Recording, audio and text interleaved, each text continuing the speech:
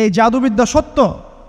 এবং এখনকার অনেক ভণ্ড যে কবিরাজগুলো বের হয়েছে, এরা জিনকে তাবে করে নিয়ে এই জিনদের মধ্য দিয়ে মানুষের মধ্যে জাদু ছড়িয়ে দিয়েছে, এবং এর ফলশ্রুতিতে বহু পরিবার ধ্বংস হয়ে যাচ্ছে। এই জাদুবিদ্যা সত্য। আরও একটা জিনিস সত্য, নবী সাল্লাল্লাহু আলাইহি ওয়াসাল্লাম বলেছেন ইন্না আইনাল হক, চোখের নজর সত্য। নবী করিম সাল্লাল্লাহু আলাইহি ওয়াসাল্লাম বলেছেন চোখের বদনজর সত্য। এই যে আমরা বলি ফেসবুকে এত বেশি ছবি দিয়েন না ভাই, ছবি তুলেন না, ছবি তুলেন না, বারবার যে বলি নিষেধ করি, কারণ কি জানেন? একটাই কারণ, বিকজ চোখ লাগাটা সত্য। মানুষের চোখ লাগে, এই কথা শুনলে অনেক মজুমদাররা হাসবে না? কথা বুঝতে পারেন নাই? কিন্তু এটা সত্য, কারণ নবী করিম সাল্লাল্লাহু আলাইহি ওয়াসাল্লাম যা বলেছেন সাদাকাল্লাহু ওয়া সাদাকা রাসূলুহুল কারীম, নবী যা বলেছেন, আল্লাহ যা বলেছেন চিরায়ত সত্য। এর বাইরে কোনো সত্য আছে? আচ্ছা দেখেন, আমি বললাম যে জাদুবিদ্যা সত্য। এই জাদুবিদ্যার চর্চা মানুষ করে, এখনও করে, এবং এই জাদু দিয়ে মানুষের ক্ষতি করার জন্যে জিনের প্রয়োজন হয়, দুষ্ট জিন। এই জিনগুলোকে মানুষ তাবে করে মানুষের ক্ষতি করার চেষ্টা করে। দেখবেন এখন গ্রামে গঞ্জে শহরে সব জায়গায় ছড়িয়ে পড়েছে না? দেখবেন, খুব সতর্ক থাকবেন। আমি পরে সলিউশন বলছি আপনাদেরকে। আরেকটা বলেছি, নবী সাল্লাল্লাহু আলাইহি ওয়াসাল্লাম বলেছেন চোখের বদনজর এমন সত্য যে একটা উটকে এই রান্নার ডেকচির মধ্যে ঢুকাই ফেলতে পারে। মানে একটা উট খুব সুন্দর ভালো, আপনি দেখছেন মাশাআল্লাহ বলেন নাই, নজর লেগেছে, উটটা মারা গেছে, দেন তারপর তাকে জবাই করে খেয়ে ফেলতে হয়েছে। একজন সাহাবী গোসল করছিলেন, গোসল, এটা হাদিসে সহিহ, এই যে আলেম ওলামা যারা আছেন তারা জানেন যে এই হাদিসে সহিহ। একজন সাহাবী গোসল করছেন, তার গায়ের চামড়াটা খুব সুন্দর ছিল, একদম স্কিনটা অনেক সুন্দর থাকে না এমন কিছু মানুষ? আচ্ছা, এখন আরেকজন সাহাবী এই গোসল দেখছেন দূর থেকে, দেখে বলছেন যে কি চমৎকার তার শরীরের রংটা, যেন কুমারী নারীর মতো, অনেকটা এমন একটা কথা তিনি বলেছিলেন। সাথে সাথে এই সাহাবী অজ্ঞান হয়ে পড়ে গেছে। কোন সাহাবী? যিনি গোসল করছিলেন। এটার আপনি কোনো ব্যাখ্যা দিতে পারবেন না তো, এখানে কোনো সায়েন্স দিয়ে বা মেডিকেল সায়েন্স দিয়ে আপনি কোনো ব্যাখ্যা করতে পারবেন না। একটা ব্যাখ্যা দিতে পারেন, কিন্তু কেন সেটা হলো সেটা আপনি অ্যান্সার খুঁজে পাবেন না। তো নবী সাল্লাল্লাহু আলাইহি ওয়াসাল্লামের কাছে নিয়ে যাওয়া হলো তাকে। তিনি বললেন যে এই ব্যক্তির ব্যাপারে কি কেউ ভালো মন্দ কিছু বলেছিল? তখন একজন সাহাবী বলেন হ্যাঁ, অমুকে বলেছে এর স্কিনটা অনেক সুন্দর, তো ওকে ডেকে নিয়ে আসুন। ওকে ডেকে আনা হলো।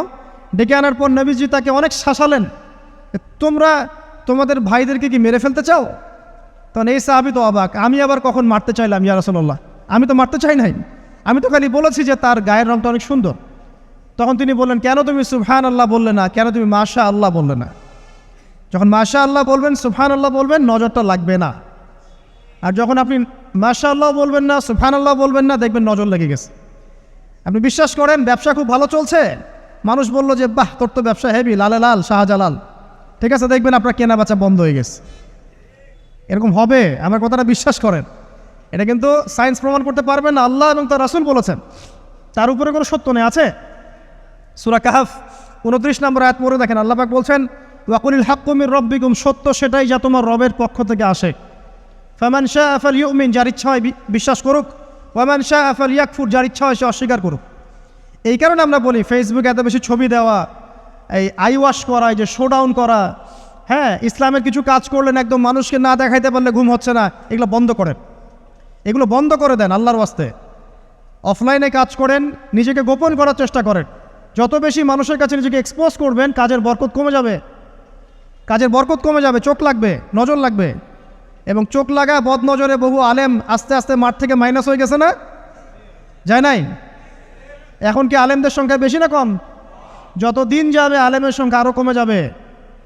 নবীজি বলেছেন আলেমদের সংখ্যা কমতে থাকবে, মানুষ জাহেলদেরকে আলেম বানিয়ে নেবে। তো প্রিয় ভাইরা, জাদুবিদ্যা সত্য, চোখের বদনজর সত্য, রাতের এই অনিষ্টগুলো সত্য, রাতের বেলা অনেক ক্ষতি আছে। এই জন্য নবীজি বলছেন বাচ্চাদেরকে বাইরে বের করো না, এবং তোমরাও রাত যখন গভীর হবে তখন এদিক ওদিক ঘোরাফেরা করো না। দেখবেন রাত যত গভীর হয় আমাদের শহরগুলো তত জীবিত হয়, তাই না? তাই না? রাত যত গভীর হচ্ছে শহর তত জীবিত হয়। চায়ের দোকানে আড্ডা বেশি, ওই সিনেমা দেখছে, টিভি দেখছে, ক্যারাম খেলছে, লুডো খেলছে, ঘুম নাই। ঘুম কখন? ফজরের আগে আগে। ফজরের নামাজ কিন্তু নাই, ফজরের ঠিক আগে আগে, আবার ওই যে জোহরের নামাজের সঙ্গে উঠতেছে। এখন আমাকে বলেন এরকম জেনারেশনকে দিয়ে কি আসলে ইসলামের কোনো খেদমত হবে? আচ্ছা, নবীজি রাতের বেলা আর্লি ঘুমাতেন, আল্লাহ পাক আমাদের সবাইকে তাড়াতাড়ি ঘুমানোর তৌফিক দান করুন। হ্যাঁ, আপনি ইলম চর্চা করলে রাত জেগে থাকতে পারেন, আপনি যদি জ্ঞান চর্চা করেন রাত জাগতে পারেন, আপনি কোনো গবেষণা করছেন, নামাজ পড়ছেন বা কোরআন হিফজ করছেন, আপনি রাতের আর্লি উঠবেন, এটা আলাদা বিষয়। কিন্তু কমনভাবে আমাদের এই যে ফেসবুক, ইউটিউবিং ইত্যাদিতে আমরা লিপ্ত থাকি, সারা রাতটা কাটাই আড্ডাবাজি করে, এগুলো বন্ধ করতে হবে। এগুলো বন্ধ না করলে ফিজিক্যালি আমরা মানে সুস্বাস্থ্যের অধিকারী হতে পারবো না, সারা দিনটা আমাদের একটা কি বলবো অলসতার ভাবে যাবে এবং দিনের বেলা কাজগুলো ব্যাহত হবে। এতে করে আমাদের উম্মার এই পুরো বড় যে তরুণ প্রজন্ম আছে এদেরকে আপনি সম্পদে পরিণত করতে পারবেন না। তাই এই সিস্টেমটা চেঞ্জ করা দরকার। নবীজি রাতের বেলা এই সূরা বাকারার শেষে 3টা আয়াত তেলাওয়াত করতেন, আমরা করবো ইনশাআল্লাহ। ইনশাআল্লাহ। আরেকটা আমল বলে দেই, নবী করিম সাল্লাল্লাহু আলাইহি ওয়াসাল্লাম রাতের বেলা সূরা মুলক তেলাওয়াত করতেন। কোন সূরা এটা? কোন সূরা? তাবারাকাল্লাযী বিয়াদিহিল মুলক। কয়টা আয়াত আছে? 30টা আয়াত আছে। নবীজি বলেছেন সাল্লাল্লাহু আলাইহি ওয়াসাল্লাম যে এই সূরা আপনাকে কবরের আযাব থেকে বাঁচাবে ইনশাআল্লাহ। কবরের আযাব থেকে তো ভাই বাঁচা খুব সহজ নাকি?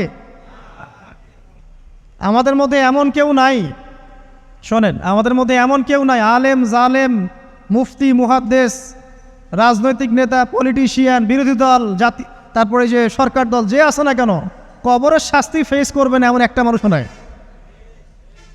কেউ নাই পৃথিবীতে। এই যে আপনি দেখছেন ওই যে কি ইসরায়েলের প্রধানমন্ত্রী, ওই রাশিয়ার প্রধানমন্ত্রী, ওই চায়নার সভ্যতা, পশ্চিমা সভ্যতা, এমন কেউ নাই পৃথিবীতে এখন যাকে কবরের শাস্তি ভোগ করতে হবে না। আছে? সবচেয়ে লঘু শাস্তি মানে লঘু চাপ, এটা বলতে গেলে আসলে আমি ভাষা হারায় ফেলি, তারপরে বলছি আল্লাহ পাক আমাদের সবাইকে হেফাজত করুন, আমিন। একজন সাহাবীর নাম সাদ বিন মুয়াজ। কি নাম? নবী করিম সাল্লাল্লাহু আলাইহি ওয়াসাল্লামের সাথে একদম ডান হাত হয়ে যুদ্ধ করেছেন দীর্ঘদিন। বদর তিনি বীর সেনা, উহুদের বীর সেনা, ঠিক আছে, খন্দকের যুদ্ধেও বীর বিক্রমে যুদ্ধ করেছেন। তিনি আনসার সাহাবী, একদম মদিনার নেতা সাহাবী। সব সাহাবী কিন্তু একরকম নন, কেউ ছিলেন নেতৃস্থানীয় সাহাবী, তিনি ছিলেন একজন নেতৃস্থানীয় সাহাবী, ঠিক আছে, সাদ বিন মুয়াজ। নবী করিম সাল্লাল্লাহু আলাইহি ওয়াসাল্লাম এত ভালোবাসতেন তাকে, এত ভালোবাসতেন যে তাকে নিজের মনে করতেন যে সাদ বিন মুয়াজ আনসাররা আমার নিজের। 4টাখানি কথা। এই সাহাবীর খন্দকের যুদ্ধে এই যে হাতের এই দিকে সম্ভবত হাতের এই রগের মধ্যে একটা তীর এসে লাগে এখানে, এবং তীরটা তিনি বের করতে গিয়ে রক্তটা ছিঁড়ে যায়। এরপর ফিনকি দিয়ে রক্ত বের হওয়া শুরু হয়। চিকিৎসা করে করে রক্ত বন্ধ করা যায় নাই, এবং এই রক্তের প্রবাহিত রক্তেই আল্লাহর ইচ্ছায় তিনি শাহাদাত বরণ করেন, তিনি ইন্তেকাল করেন। নবী করিম সাল্লাল্লাহু আলাইহি ওয়াসাল্লাম প্রচণ্ড ব্যথিত হন, মানে মনটা তার খুব নরম হয়ে যায় সাদ বিন মুয়াজ রাদিয়াল্লাহু আনহুর জন্য। তো এই সাহাবীর যখন জানাজার নামাজ পড়ানো হচ্ছে, নবীজি বলছেন 70,000 ফেরেশতা তার নামাজে অংশ নিয়েছে।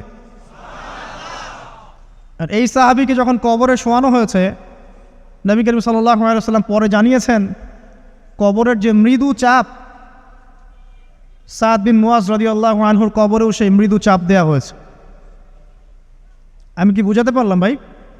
আমাদের কোনো দাম আছে এখনকার পলিটিশিয়ানদের কোনো দাম আছে? এখনকার সমাজ নেতার কোনো দাম আছে? এখনকার সুদখোরদের কোনো দাম আছে? এই ঘুষখোর দুর্নীতিবাজদের কোনো দাম আছে? আমরা যারা কাঠমোল্লা হয়ে আছি আমাদের কোনো দাম আছে? সাদ বিন মুয়াজ রাদিয়াল্লাহু আনহু যদি কবরের শাস্তি তাকে না ছাড়ে, প্রশ্নোত্তর পর্ব তাকে না ছাড়ে, আমরা পার পাবো? নবী করিম সাল্লাল্লাহু আলাইহি ওয়াসাল্লাম বলছেন সূরা মুলক তেলাওয়াত করো রাতের বেলা, ইনশাআল্লাহ সূরা মুলকের তেলাওয়াত কবরের আযাব থেকে তোমাকে বাঁচান। আর আমাদের তো ভাই কবরে সবাই সাথে যাবে না, গার্লফ্রেন্ড যাবে না, বাপ মা ভাই বোন সবাই যাবে না। একজন ব্যক্তি সুদ খাচ্ছে, জিজ্ঞাসা করে দেখেন কেন খায়, বলবে তার সন্তানের জন্য খায়, তার বউয়ের জন্য খায়, তার মা বাবাকে দেখতে হবে তাই খায়, তাই না? একজন ব্যক্তি ঘুষ খায়, বলবে আমার পরিবারের জন্য খাই। একজন দুর্নীতি করছে, পুকুর চুরি করছে, বলবে দুর্নীতি করছে আমার পরিবারের জন্য খাই, পরিবার ভালো থাকবে। সবার একই এক্সকিউজ যে পরিবার যেন ভালো থাকে, আমার সন্তানরা যেন ভালো থাকে, আগামী প্রজন্মের জন্য কিছু রেখে যেতে পারি, তাই না? এরকম একটা মানুষও কি আপনার সাথে কবরে যাবে? আর এই বোকা মানুষ কেন বোঝে না যে আপনার কবরে আপনাকেই যেতে হবে? তাহলে আপনি কি কারণে অন্যের কারণে নিজের পরকাল নষ্ট করছেন? অন্যের সুখের জন্য আপনি আপনার পরকাল নষ্ট করছেন। সুদ খাচ্ছেন, দিব্যি মায়ের সাথে জেনা করছেন। আপনাদের এলাকায় নাকি সুদের সমস্যা অনেক বেশি। কয়েকটা হাদিস বলে দেই, আমি ওদেরকে আক্রমণ করতে আসি নাই, আমি শুধু তাদেরকে 3টা হাদিস শোনাতে এসেছি। 1 নম্বর হাদিস শোনেন। আল্লাহর নবী মুহাম্মদ সাল্লাল্লাহু আলাইহি ওয়াসাল্লাম বলেছেন, সুদের পাপের 73টা শাখা আছে। কয়টা? কোনো হাদিসে 70টাও আছে, কোনো হাদিসে 73টা আছে। বলছেন যে সবচেয়ে নিচের শাখাটা হচ্ছে, সুদের পাপের সবচেয়ে নিচের শাখা হচ্ছে যে যেন কোনো ব্যক্তি তার মাকে রেপ করলো, তার মাকে ধর্ষণ করলো। 1 দিরহাম যে ব্যক্তি সুদ খায়, সহিহ বুখারীতে আরেকটা হাদিস এসেছে, সে যেন 36টা মেয়েকে ধর্ষণ করলো। আর আমি একটা কথা বানায় বলছি না, যদি বিশ্বাস না হয় কওমি মাদ্রাসা আছে, আলেম ওলামা আছে, গিয়ে বুখারী খুলতে বলেন, পড়তে বলেন, খালি একবার পড়তে বলেন, দেখেন যদি না থাকে তাহলে আমাকে এর সাথে থাপ্পড় দিয়ে দেয়। যদি না থাকে হাদিস এটা, তাহলে আমার গালে একটা থাপ্পড় দিয়ে যায়। আর যদি থাকে তাহলে আল্লাহর রাস্তায় সুদ খাওয়া ছেড়ে দেন। কোনটা করবেন? চ্যালেঞ্জ করবেন? নবীজি বলেছেন, 1টা দিরহাম যে ব্যক্তি সুদ খায়, দিরহাম মানে কি? রৌপ্য মুদ্রা। এটা এখন দেখতে পারবেন না, জাদুঘরে আছে।